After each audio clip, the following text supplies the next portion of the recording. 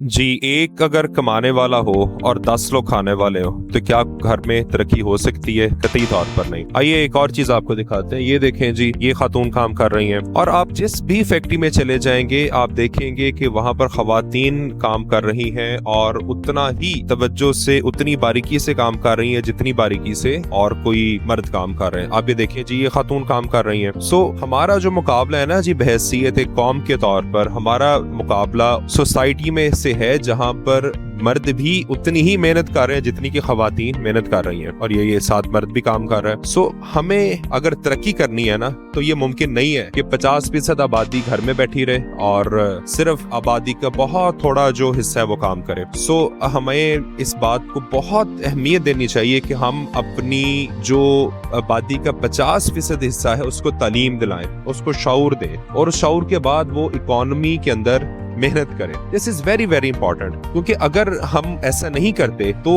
कभी भी मिन हैसुल कौम हम आगे नहीं जा सकते। ये भी खातून है, ये भी खातून है देखें। और बड़ी दिलचस्प बात पता है क्या है कि बड़ी दिलचस्प बात ये है कि आप इनके सर पर को फोरमैन नहीं देखेंगे। खवातीन काम कर रही है, मर्द काम कर रहे हैं, खवातीन काम कर रही है, मर्द काम कर रहे हैं। ऐसा नहीं है कि जो कोई आपके इनको सर पर फोरमैन खड़ा नजर आएगा जो इनको दबके मारा होगा, ऐसा नहीं है, कतई तौर पर ऐसा नहीं है। ये देखें जी, एक और खातून काम कर रही है। सो ये एक इनके पास कल्चर है, एक इनकी सोसाइटी में हिस्सा है कि भाई काम काम और सिर्फ काम। मेरे ख्याल से जो हमारे कायद आज़म ने कहा था ना, वो इन्होंने उस पर ज्यादा अमल कर लिया है और हम अमल नहीं कर सके। लेकिन अगर बहैसियत कौम हमें तरक्की करना है तो हमें अपनी खवातीन को तालीम शऊर देना पड़ेगा और उनको भी माशरे के अंदर उतना ही कारामद हिस्सा बनाना पड़ेगा जितने हमारे मर्द हैं। फिर ही बहैसियत कौम हम तरक्की कर पाएंगे, वरना कभी IMF के पीछे है, कभी किसी के पीछे और कभी किसी के पीछे। ले जी, मोहम्मद बिलाल शहजाद, हाइजो सिटी, चाइना से। Thank you.